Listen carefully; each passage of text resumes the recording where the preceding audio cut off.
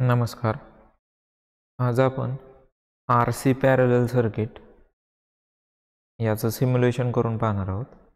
त्यासाठी आपल्याला रेझिस्टर आणि कॅपॅसिटर हे दोन कॉम्पोनंट पॅरललमध्ये कनेक्ट करावे लागतील व त्याच्यामधून फ्लो होणारा करंट आपल्याला मेजर करायचा आहे. त्यासाठी पहिले आपण रेझिस्टर आणि कॅपॅसिटर हे दोन कॉम्पोनंट घेऊया. त्यासाठी प्लेस बेसिक यामध्ये बेसिक कॉम्पोनंट दिलेले आहेत. त्याच्यामध्ये फर्स्ट आपण रेझिस्टर घेऊया. एक रेझिस्टर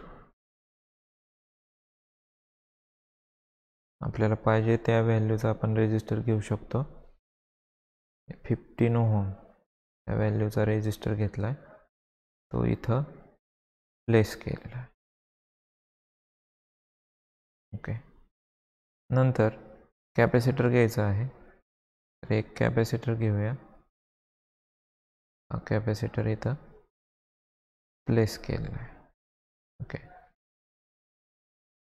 नंतर आपल्याला याला सप्लाय द्यायचा आहे, तर तो जो काय सप्लाय आपण देणार आहे तो AC सप्लाय देणार आहोत.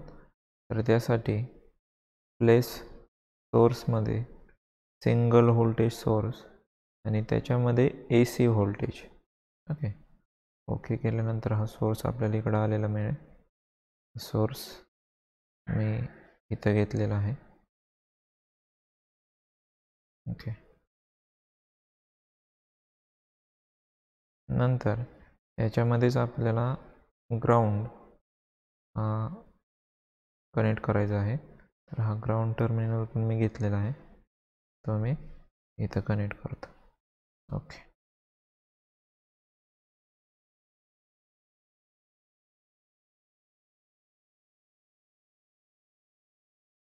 नंतर हे आपण कनेक्ट करून घेऊ. कनेक्ट करण्यासाठी त्या कॉम्पोनंटच्या टर्मिनलच्या जवळ गेलं की आपल्याला असा पॉईंट मिळेल. एकदा क्लिक करायचं, नंतर दुसऱ्या कॉम्पोनंटच्या जवळ गेलं की तिथं क्लिक करायचं. असं हे एक आपल्याला कनेक्ट झालेली वायर मिळेल. ओके. नंतर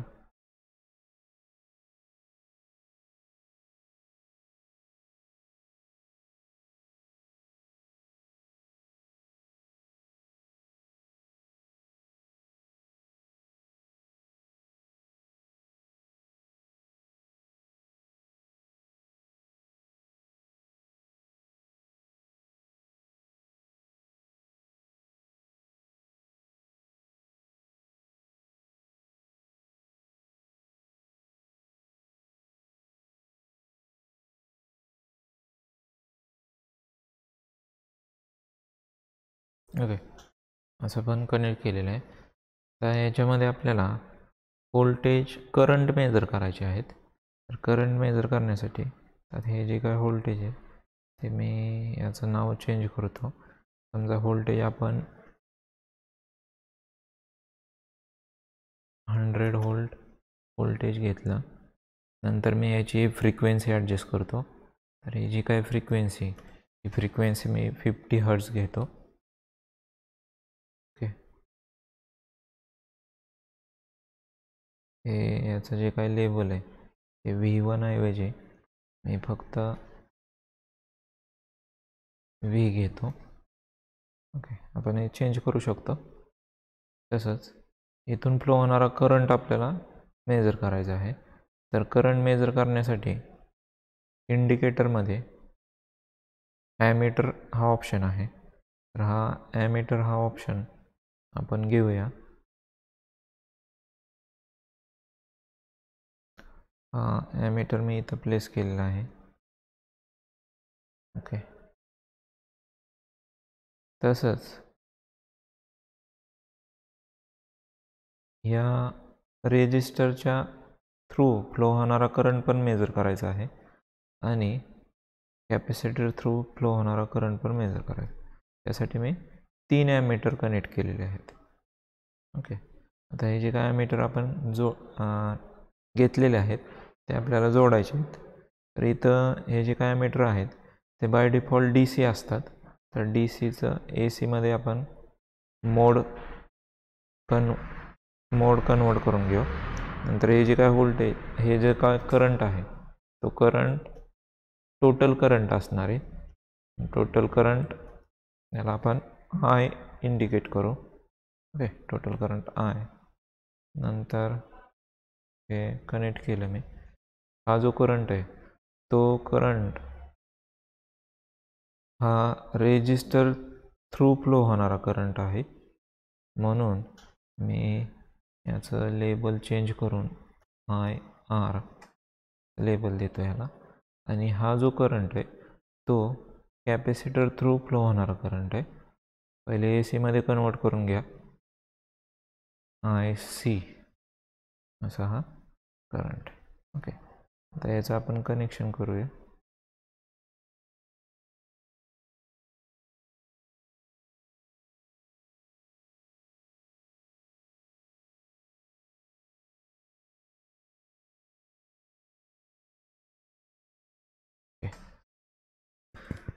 असे हे कनेक्शन केलेले आहेत आपण.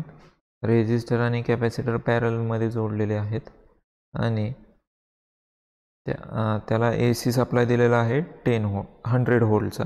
100 व्होल्ट 50 हर्ट्स ए सी सप्लाय आपण कनेक्ट केलेला. आता हे सिम्युलेशन रन करण्यासाठी इथं रनचा बटन आहे ते प्रेस करू शकतो किंवा F5 प्रेस करू शकतो. असं इथं आपल्याला टोटल करंट दाखवेल. इथं करंट थ्रू कॅपॅसिटर दाखवलेलं आहे. इथं करंट थ्रू रेजिस्टर दाखवलं. तर रेजिस्टर थ्रू जास्त करंट फ्लो होत आहे. आपण रेजिस्टन्स चेंज करूया थोडा. रेजिस्टन्स जर मी चेंज केला तर करंट पण चेंज होईल. ओके, व्हॅल्यू आता 5 घेतली. पुन्हा एकदा रन करू.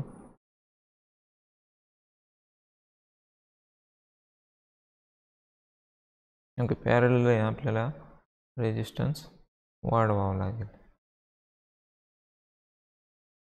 याच्यामध्ये हा जो रेजिस्टन्स आहे आणि इथला हा कॅपॅसिटन्स आहे.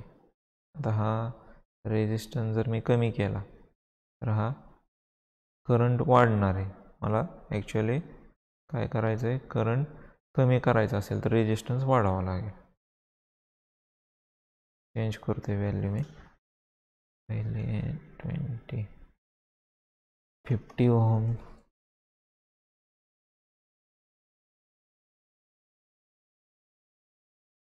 ओके, 50 ओहम केली. याच्यापेक्षा जास्त वाढवू आपण. 200 ओहम जर केला आपण.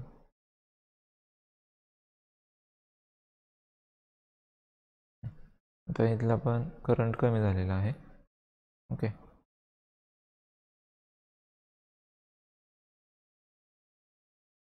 ते आपल्याला या कॅपॅसिटर थ्रू आणि हा जो करंट आहे हा टोटल करंट आहे. हा करंट आहे तो रेजिस्टर थ्रू फ्लो होणारा करंट आहे.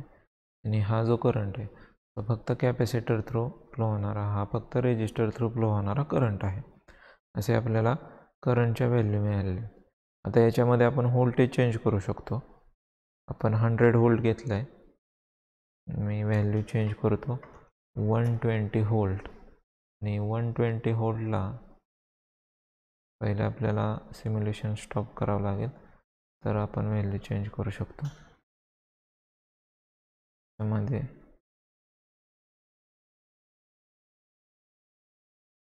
120 व्होल्ट आणि पुन्हा आपण रन करून बघू.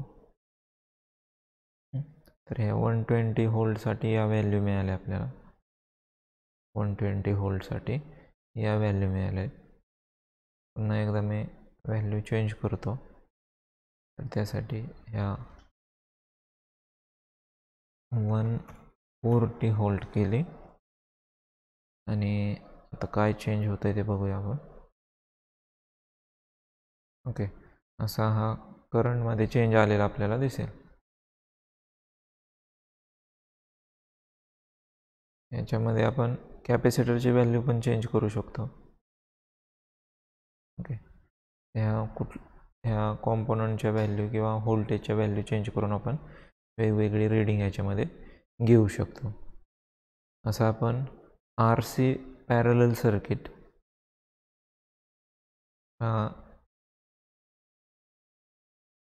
सिम्युलेशन आपण केलेले आहे.